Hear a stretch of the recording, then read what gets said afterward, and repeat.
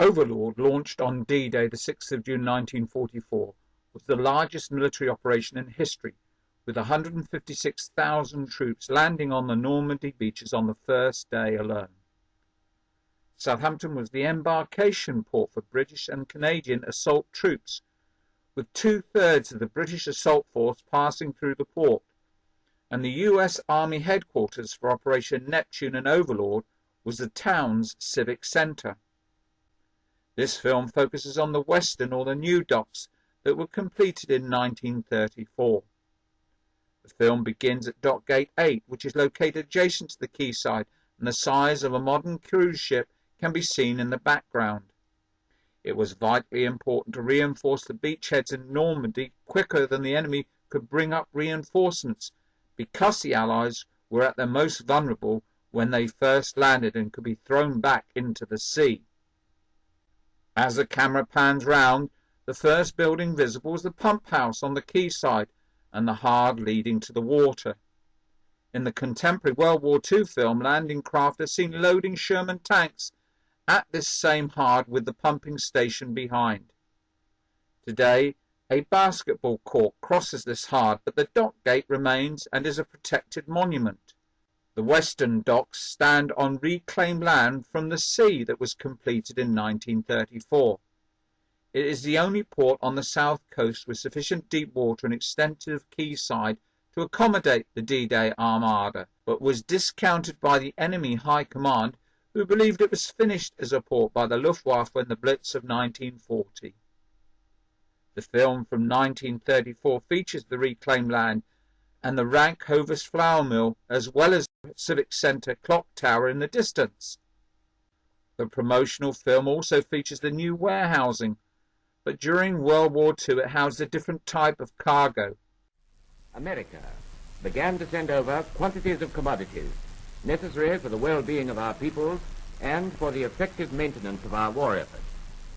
The dock's nerve centers twanged with a transatlantic hum, its pulses quickened, and in a short time, Leithland was in full flood.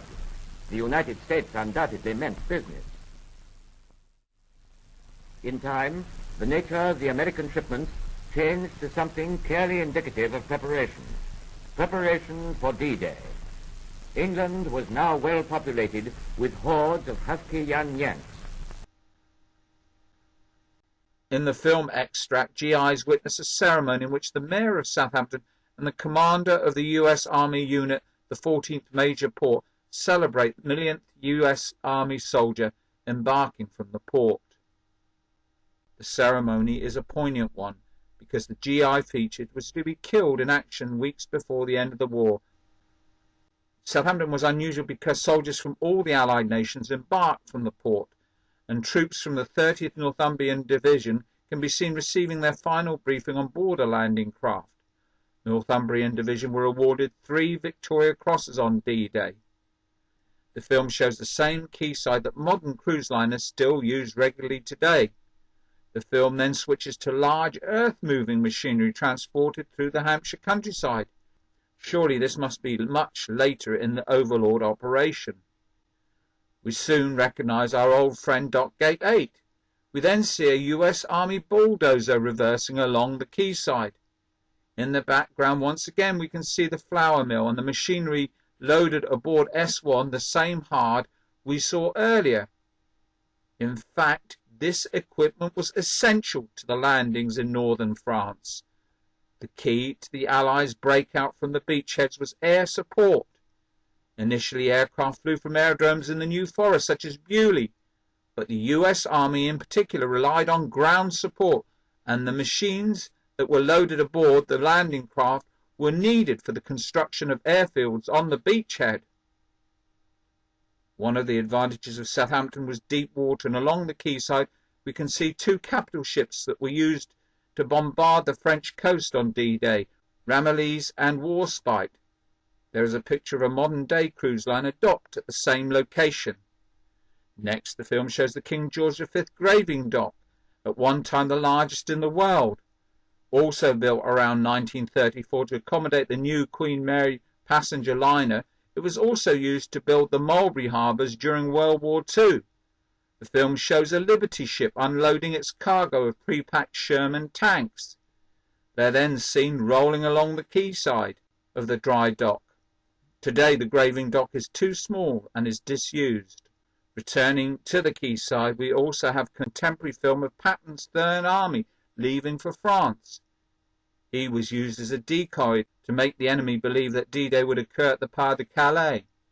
His army was the last to leave for Normandy, but when they arrived they swept through Europe, only temporarily halted by extended lines of communication.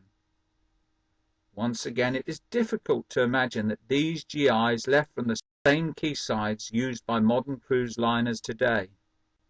Attached to Dock Gate 8 is the following inscription. This tablet was presented to the Southern Railway by the 14th Major Port, United States Army, in proud and glorious memory of the men and women of the forces of the United Nations who sailed from this port during the Great War against aggression to secure the freedom of mankind.